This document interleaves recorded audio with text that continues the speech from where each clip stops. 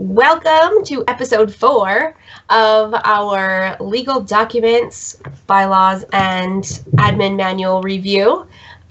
This evening on the agenda, we have Article 4 of the bylaws, which is government, and sections 3, 4, and 8 of the admin manual, which is membership meetings, officers, and elections. Hopefully we'll be able to get through those topics this evening. We may have some more of our monarchs joining us as the evening rolls on. There's been some delays for some of them. So sort of bear with us if we get additional joiners as we continue. As always, if you haven't participated in one of these before, please participate with the live chat through the YouTube page. So if you have questions, we want to hear that and we want to be able to address them.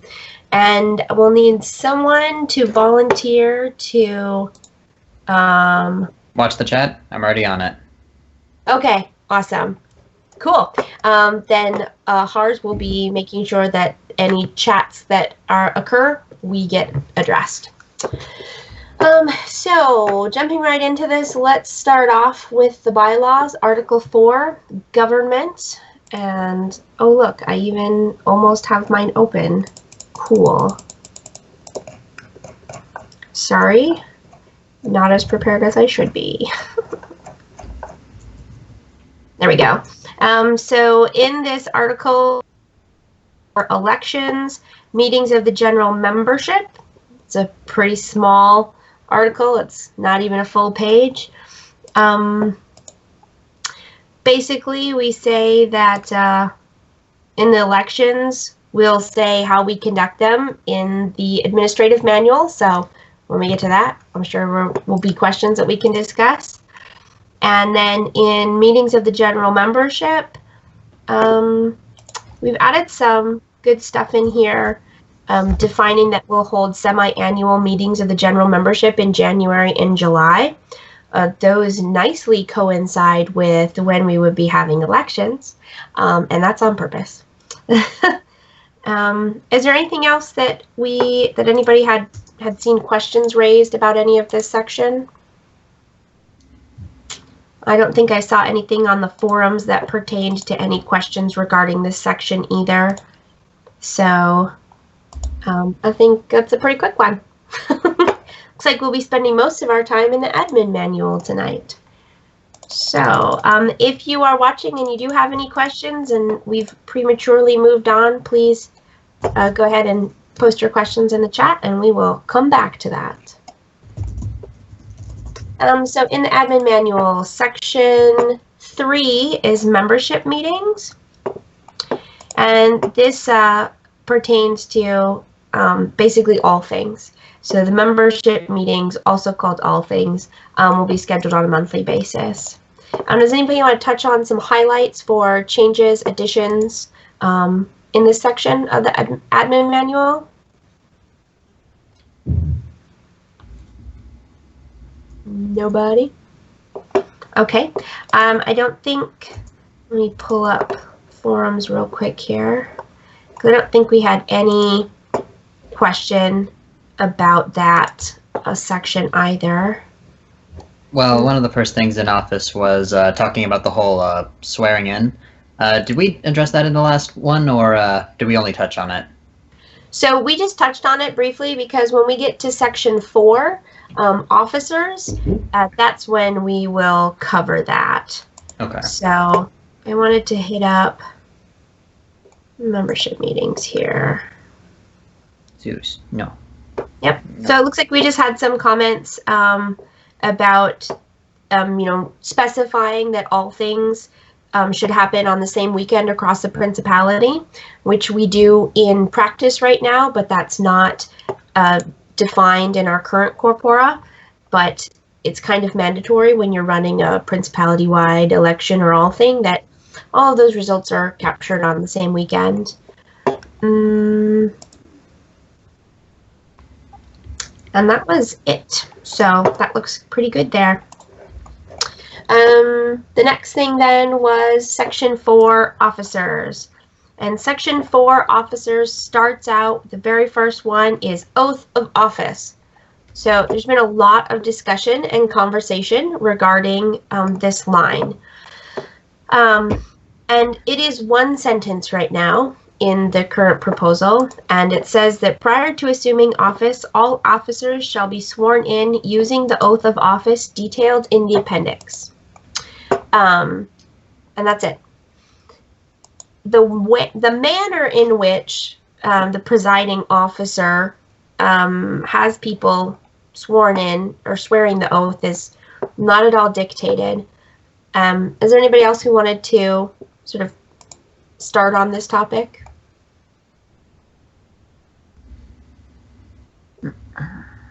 Not particularly. I mean, it's a really basic idea that is utilized in just about every large nonprofit charitable group that I looked into. It's pretty common I think I've done an oath of office for every job I've had for the last 15 years. It's a pretty common thing.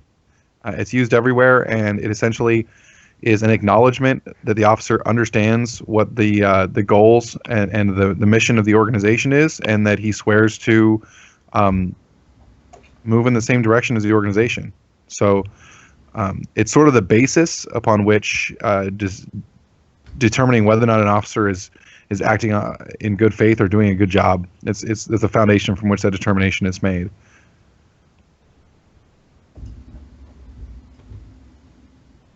So I know that we had some people who were voicing concerns regarding sort of the, I don't know, solemnity of when you swear an oath.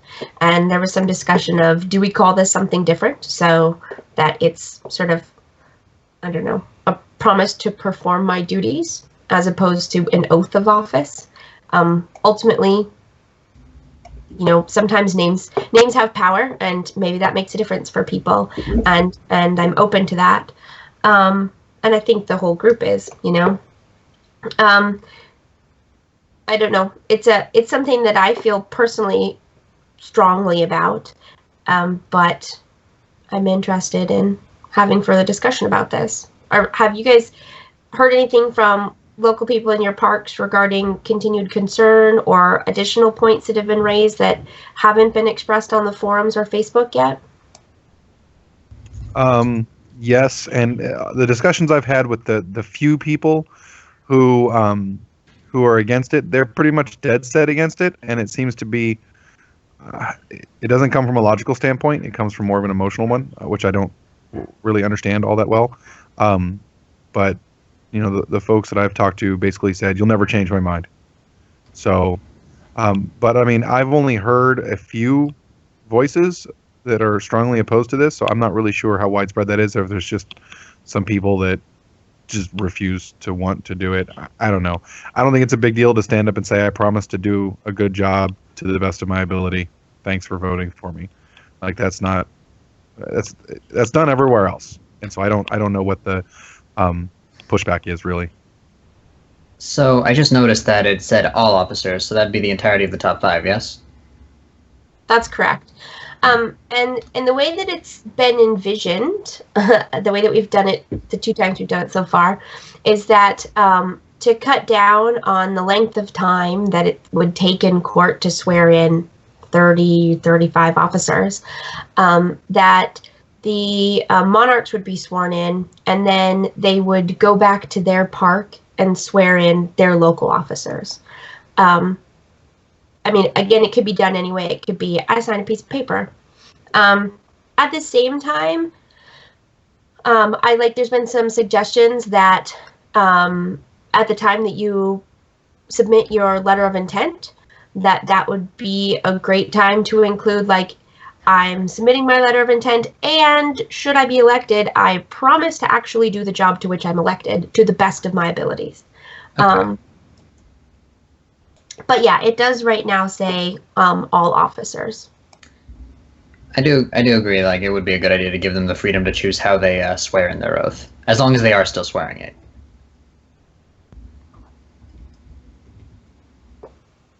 Yeah. Go ahead. Okay.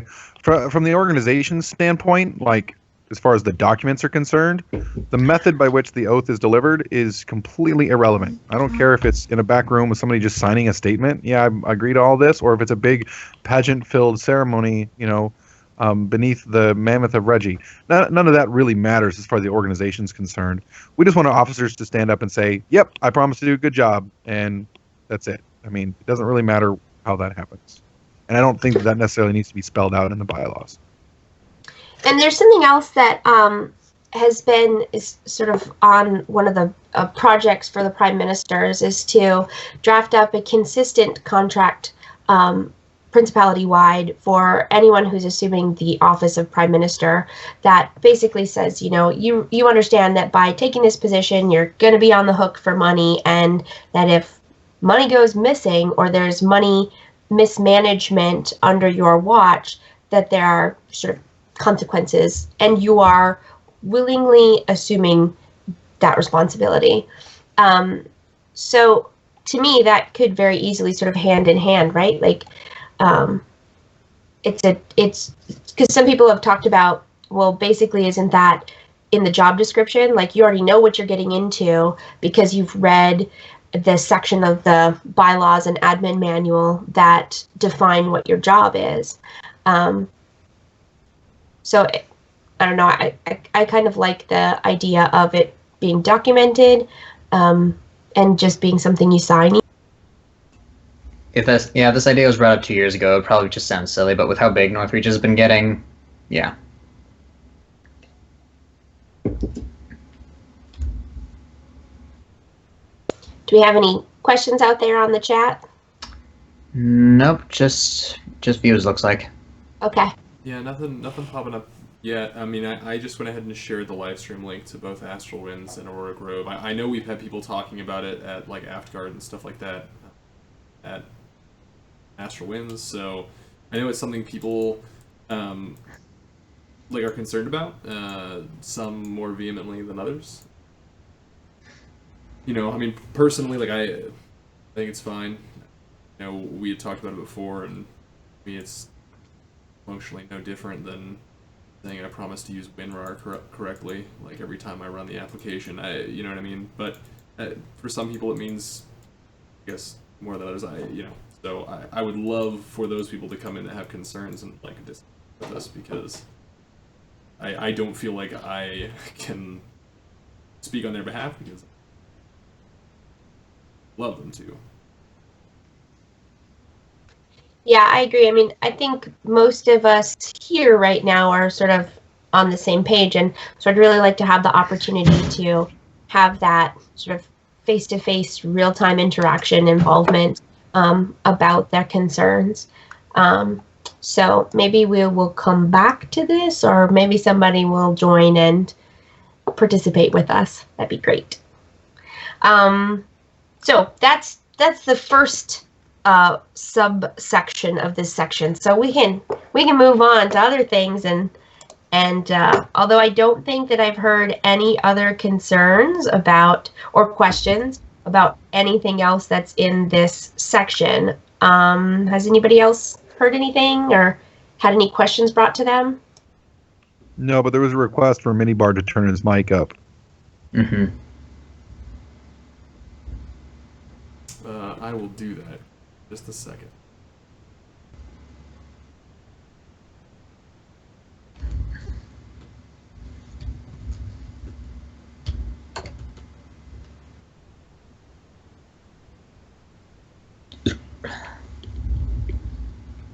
All right, so we moving on to 4.2. Sorry, I'm just going through the forums looking for any comments regarding this outside of the oath of office, and so far I'm not coming up with a lot. I'm just going to talk really quickly to see if this is any better for the folks that are listening at home.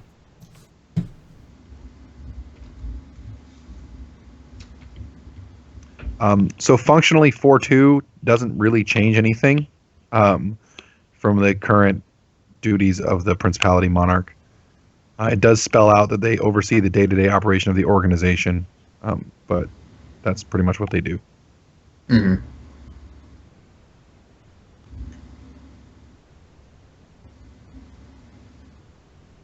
Yep, so there were a couple other changes that were noted in here as far as GMRs no longer being in charge of elections. And that was just a question, but I don't think that there was necessarily a concern being raised about that. Does anybody want to speak to why that change is being proposed? That was legal reasons. Essentially, the GMR would be in charge of running an election for a board member, but isn't actually on the board or a legal officer of the club. So rather than adding the Principality GMR to the board, we just made the chancellors responsible for all of the elections, since they answer to the Council of Chancellors, and ultimately to the Northreach Prime Minister, who then reports to the entire board of directors. We felt that there wasn't any issues as far as them running elections across the board. Like a prime minister can run the next prime minister election, if they're not running. That's not a big deal, and there's a whole process for what to do if they are running. There's another question regarding Weapon Master tournaments, sort of changing ownership.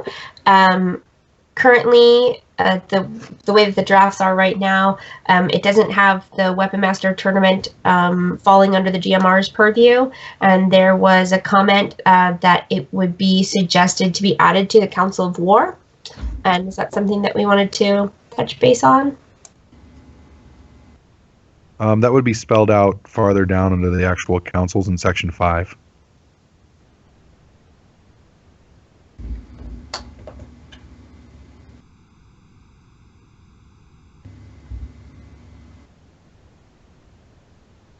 Yeah, that's me jumping ahead, sorry. Bear with me as I'm scrolling through forum posts, making sure that we've got everything covered.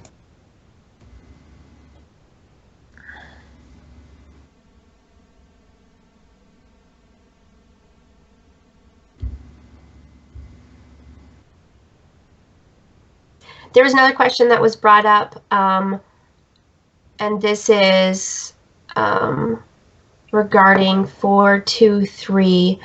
Council of Crowns and BOD are relatively similar, and that it appears that they are almost identical.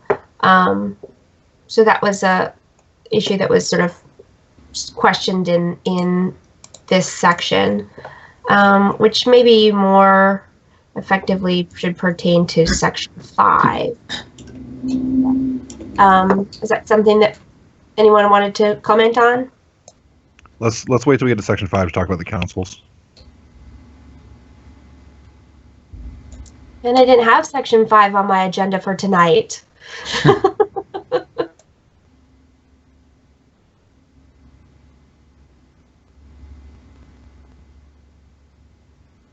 Okay, well, I think that pretty much brings us through officers. I did have us looking at Section 8 elections because it pertains to Article 4 of the bylaws for government, so it sort of melded those things together. But since there are some questions regarding councils, how do you guys feel about diving into councils tonight, even though it wasn't on the agenda for tonight? I don't want anybody to miss out on something they wanted to participate in, but... No, it'll be, there's not a lot to cover in there. It'll go fast. Yeah, I think it's good. We should just do, leave time to do a recap towards the end, because hopefully we'll get more people tuning in, Okay, so then let's also address Section 5 councils. And anybody want to give a highlight of changes in this section?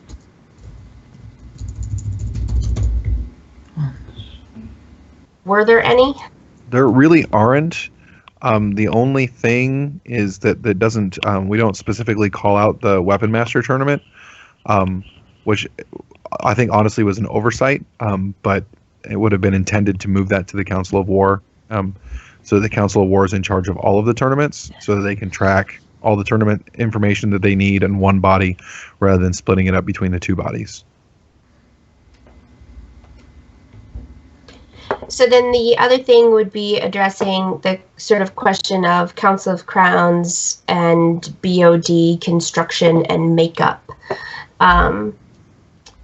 because that's something that I know I've spent a fair bit of time sort of considering, because one of the points is to align the body that makes decisions with the body that's responsible for those decisions to make them the same body.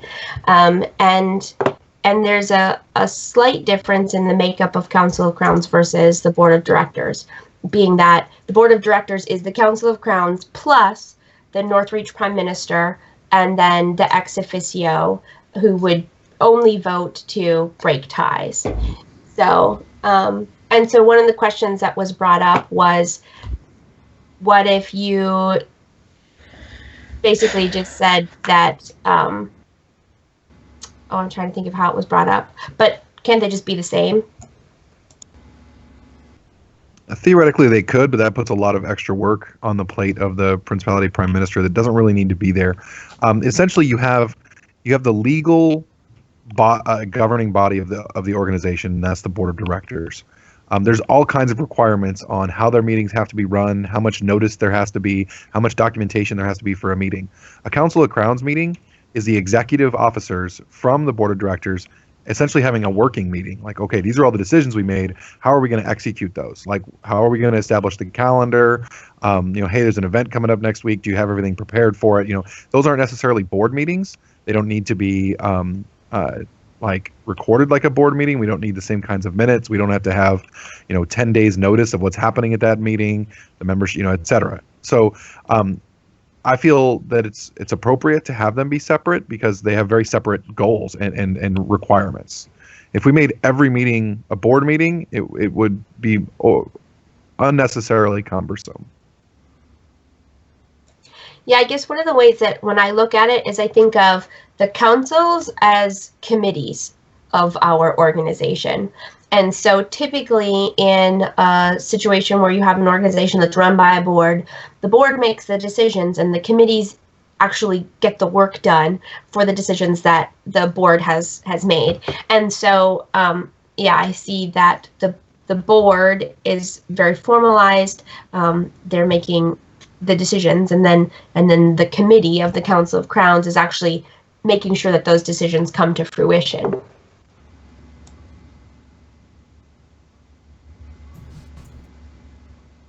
I don't think that I saw any other questions regarding Section 5.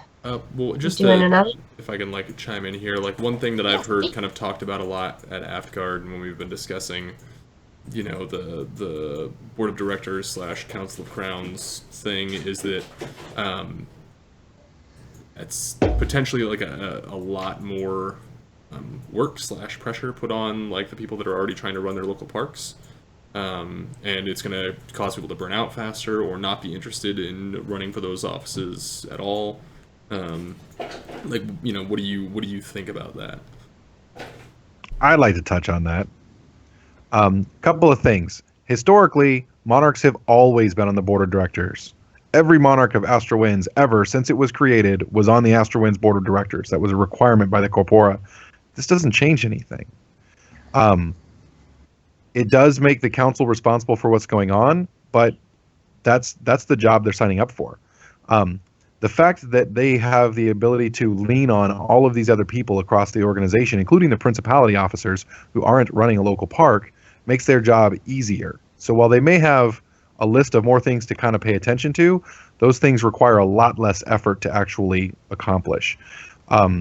As someone who's been on both sides of that as prince and as local monarch under that, I'm telling you, it is really easy to be a local officer now compared to where it was before we had all of this. So whenever something contentious pops up, you have all kinds of other people that can weigh in, keep the drama low, and make things effectively happen without it having a bunch of negative impact on your life as a person, which is what really contributes to burnout. Having to go to a meeting twice a month is not abnormal. That's been a requirement for as long as AmpGuard's been around. So this doesn't actually change anything. Okay, so yeah. Maybe I'm sorry. Go ahead. Okay. No, I was going to say the other thing is that when I look at it is there's not actually any additional work being placed on the monarch's plate.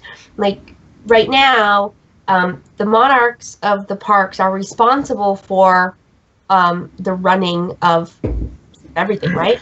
I mean, and the Council of Crowns is already responsible for making these things happen, for keeping their parks on track, and by also having them sit on the board, we're saying you're still responsible for those things. Like, that's still your job.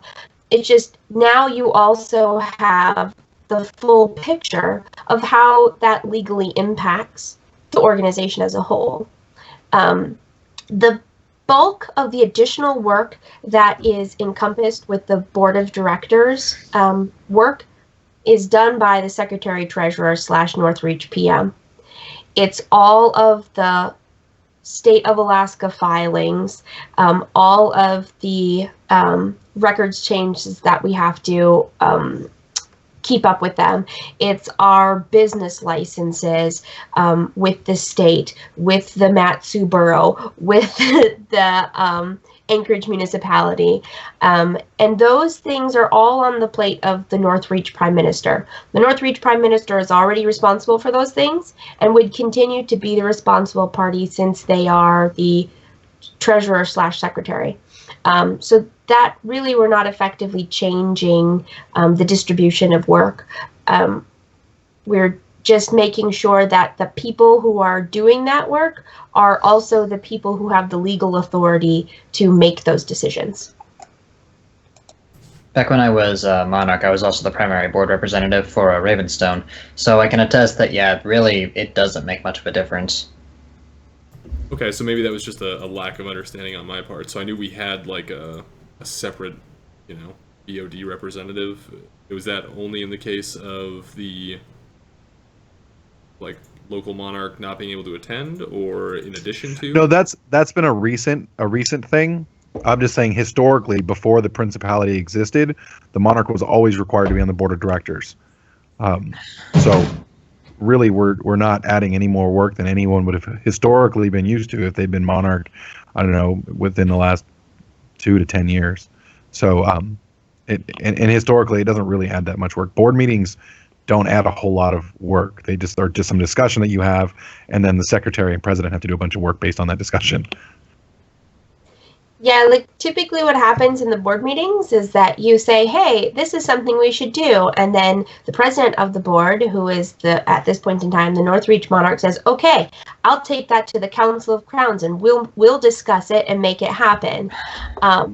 Board meetings are, right now are primarily about paperwork and making sure that our legal status is where it needs to be.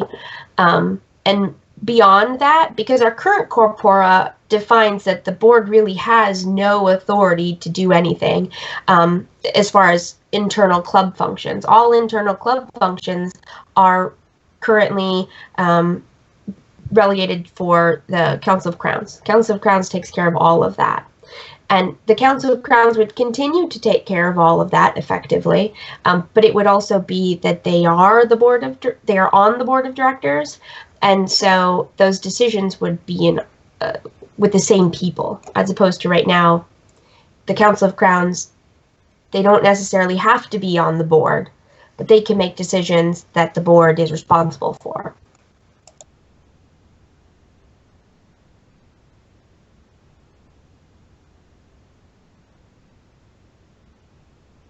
So I didn't see anything else about questions of councils. It's pretty much exactly the same as it is right now. The makeup is the same and the duties and responsibilities are pretty much the same, so that feels good.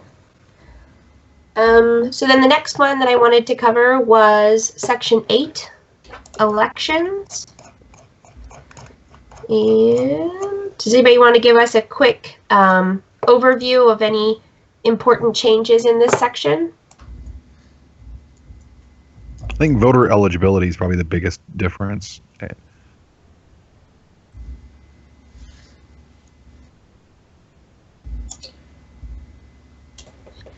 All right, so if we're looking at this, voter eligibility is the second section. It defines that votes shall only be counted from regular members in good standing, and that a list of regular members will be published 1 week prior to the election. Changes in membership status after the publication of this list shall have no bearing on the list itself unless they are a result of an error on the part of the organization.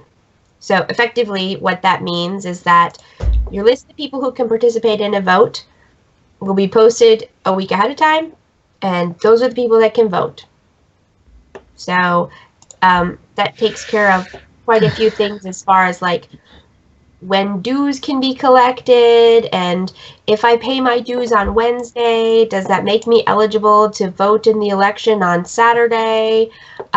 Because basically, if all of your requirements weren't checked off a week in advance, then you're not eligible to participate in the vote the following weekend. Did anybody have any other comments or questions?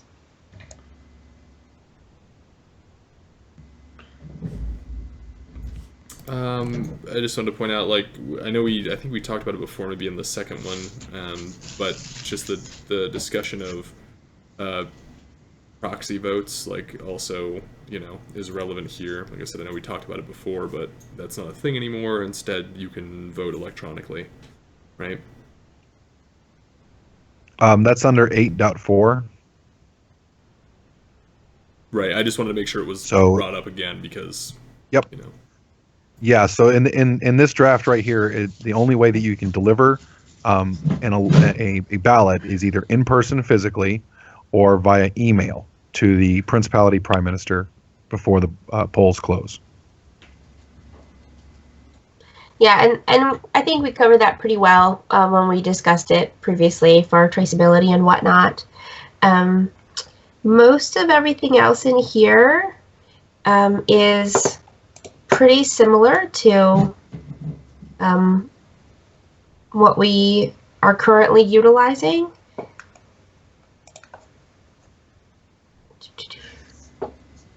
I'm not seeing anything else. I didn't see anything else that was brought up on the forums or Facebook regarding this area either. So if we don't have any other questions that are being posed, any other comments? Oh, was that really it? Yeah, so I think we've come to the end of our items for the agenda for this week. Low questions, and so we're sort of burning right through things. Looking at what else we have here, and maybe we can jump to Article 5 of the Bylaws Administrative Manual. That's like got 4 points, and it's pretty straightforward.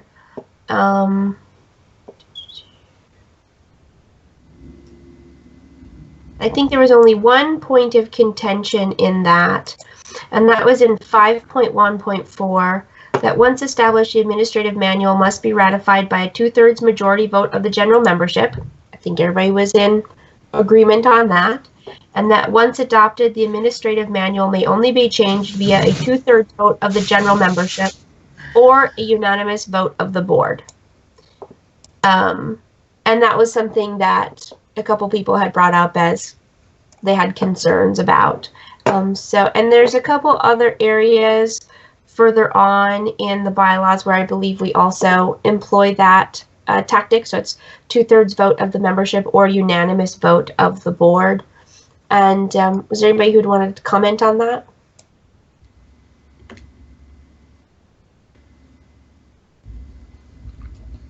Well, I think the question that I'd heard was, you know, asking for an example of a situation where that would be necessary, like when we would, you know, need to kind of have the board vote on something as opposed to waiting for a, you know, an all thing vote.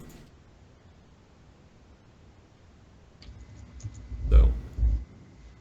Yeah, I think that one of the things that had been discussed was, you know, if there's some formatting or rearranging or something that's not functionally changing what we're addressing, but just structurally changes the document. That would be sort of a silly thing to have to bring to membership and have everybody vote on it, whereas the board could probably fairly easily unanimously vote on something like that. It's usually, my experience on the four boards I've been on, it's hard to get a group of people who have been who are genuinely invested in the success of an organization to all agree unanimously on something. There's always at least one person, who doesn't, they have a different opinion, and that's part of why they get elected, right? Because they're willing to put the time and thought into the impacts and the ramifications of the decisions that they're making. So it's usually pretty hard to get a unanimous vote of anything unless it's sort of a no-brainer. That's my sort of perspective on that. Yep, that's well, fair. and Sorry, go ahead. Yeah, well, and the thought is if there's a change that needs to be made that is such a no-brainer that 100% of the board of directors is on board with it, then we probably don't need to waste time at a Northreach-wide all thing to implement that. There's also situations in which we may need to make a change faster than the next month when we have the next all thing.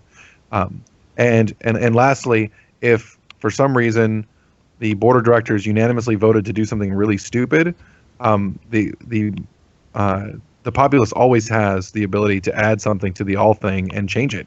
So that has got its own little balance factor there. So if 100% of the board decided to do something boneheaded, the people could still overturn it. It just lets the business be run more efficiently. Sure, and I could say as a person that would theoretically be in that situation, like if this were live right now, even if I didn't necessarily disagree with what was being voted on, but I was like, I think this should be absolutely, this seems like a thing that should be voted on, but it should probably get approval. I'd probably vote no anyway, just to make sure that I, went through the all thing process. So it's one of those situations where you just rely on the people that you voted for to represent you properly. Yeah, and the other thing is that the board of directors is all of your monarchs plus your Northreach prime minister, and so these are people who have all been voted into office by our membership, and we have to trust that they're doing their jobs to the best of their ability and with the organization's best interests in mind. And if we suspect that they're not, there are other channels that we probably need to be pursuing to rectify that situation. Well, hopefully they all took an oath or something. Maybe. So yeah, that was I think the only point there that had been brought up for discussion was the inclusion of a unanimous vote of the board. And it's not something that I've seen included in the organizations that I've worked with previously, but I can tell you that there have been many times being on the board of directors for those organizations where I've thought, wow, this, you put off no-brainer changes until you have something else that's sort of less of a brainer, so that you can bundle it with things that legitimately need to come to the membership. And then what winds up happening is you have, clerical fixes, or sometimes you run into oh, we thought that was in alignment with the Alaska state statutes, but really it's not. And having it in that that wording or that order or whatnot is putting us in violation of the Alaska state statutes. But you wind up putting those off and not taking care of small issues in your documentation because the process to bring it to your membership is, a little hefty for the changes that you're proposing. So I've definitely been in situations where I wish that organizations that I was on the board of would have had this in their bylaws, because it really would have expedited a lot of small improvements to the documentation.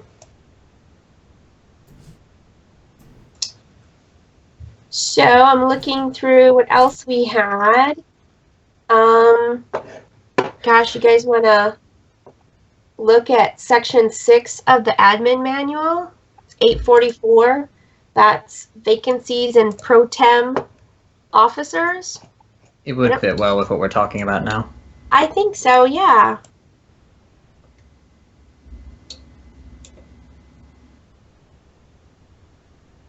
Was there anything in here that's been significantly changed or edited that we might want to highlight?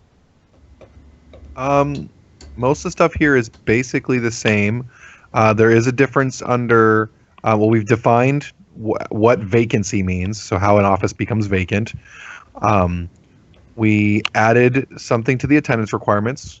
We basically included the council meetings as a part of their attendance requirements. So that is a little bit stricter than it was in the previous corpora. Other than that, let's see. There's some differences in how the monarch is changed.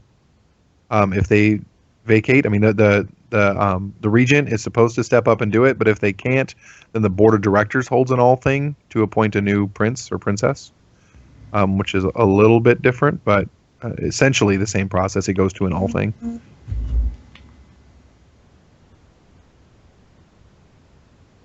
Other than that, I think it's all basically the same. The same thing for regional monarchs. The board would hold an all thing of the regional membership to vote somebody in if the regent couldn't step up into the position.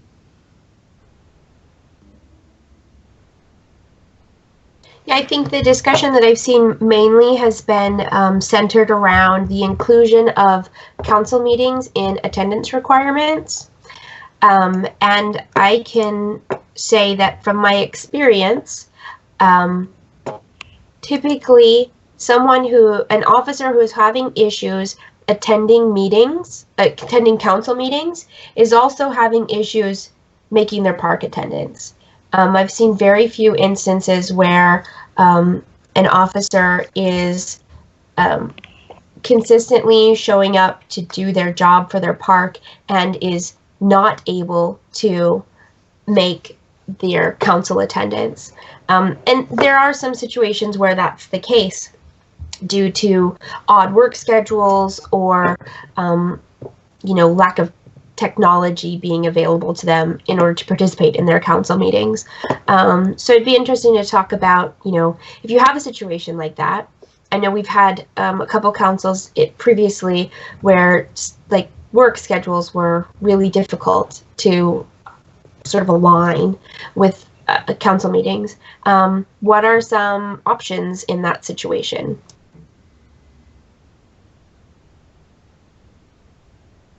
Currently, there really isn't any provision for that, other than theoretically the person could be reappointed to the position.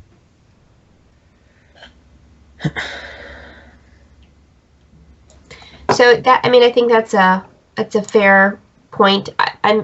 I feel that council meeting attendance is a very clear indication of commitment to the position. And people who are really committed to their positions and their office are typically able to make the council meetings. The other thing is that when your officers aren't in attendance at your council meeting, it really hampers your council's ability to get their job done, to move things forward. And a lot of the things that we're talking about are sort of moving from, we're not just looking at our little park. We're looking at the whole. It's a much larger picture. And you get that larger picture by being included in your council meetings and being active.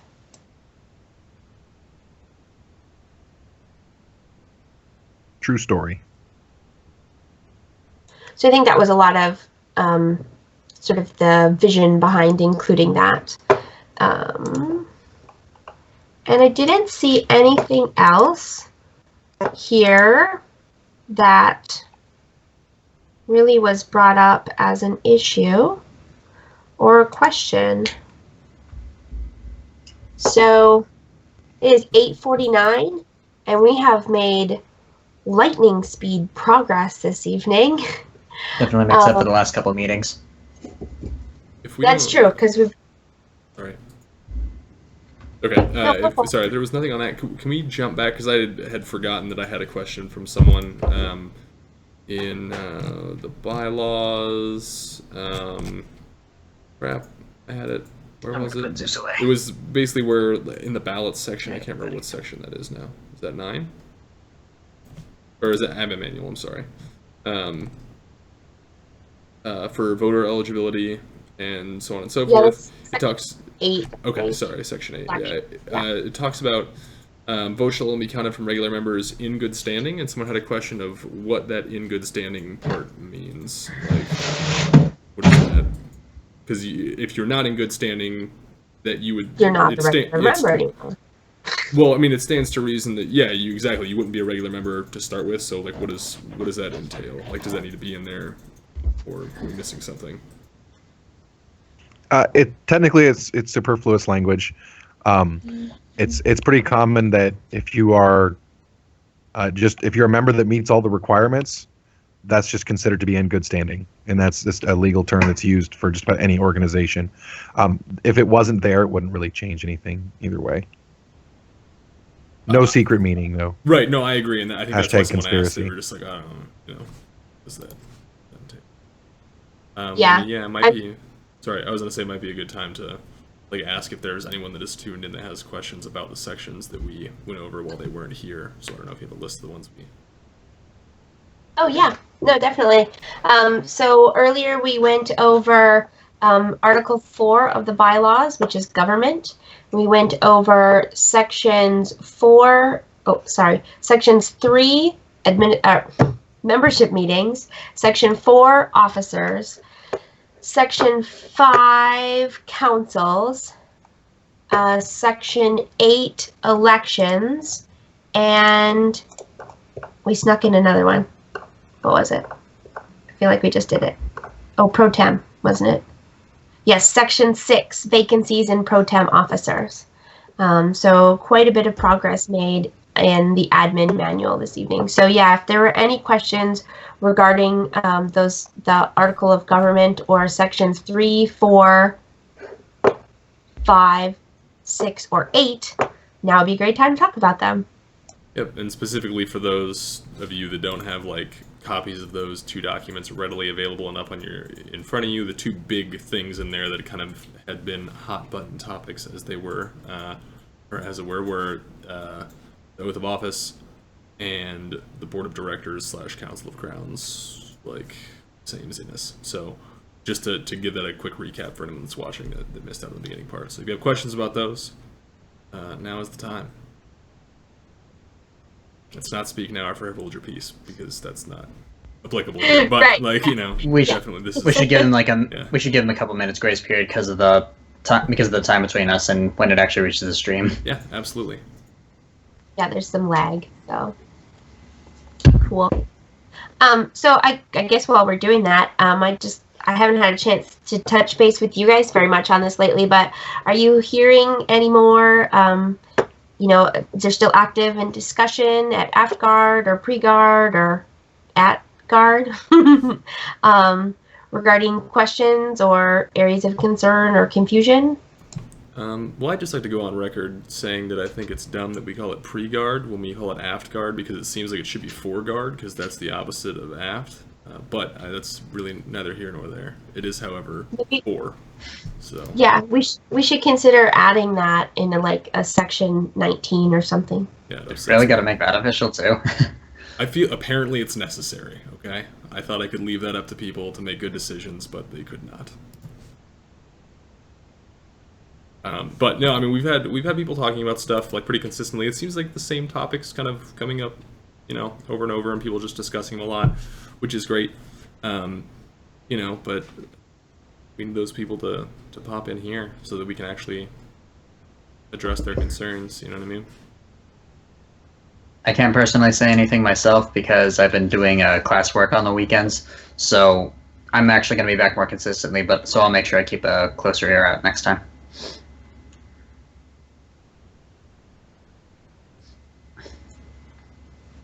All right. Seems kind of quiet on the home front there. Yep, looks like it. So it is 8:54, and I feel very good about calling this a wrap for today. Anybody who is watching and didn't have an opportunity to participate in the live event, please feel free to direct your comments or questions to the forums. It's a great place for us to be able to collect your feedback and incorporate that. There is an agenda that I have shared in this YouTube comments or description that includes sections and articles that I hope to cover on a weekly basis, and that will be updated to reflect what we already covered this evening, and so expect some changes to that. And I'm hoping to be able to have a second draft out within the next few weeks. And it potentially may be faster than that, so that we can start to discuss, implementing some of the feedback that we've gotten from members, and sort of, try round 2 and then see if we need a round 3 or subsequent rounds. But I want to make sure that we keep moving and that we are incorporating the feedback that we're getting from membership and honing in on that set of documents that has membership support, so that we can get our documentation done and move on to those next steps of 501c3 and charitable gaming license. So thank you very much, everybody, for taking time out of your Sunday evening, or if you're watching this on another day, to be informed and participate in this process. We really appreciate it, and we will do this again next Sunday at 8 p.m., and I'll post a link on Facebook and the forums. Thank you. Have a great evening. Thanks, everybody. Everybody.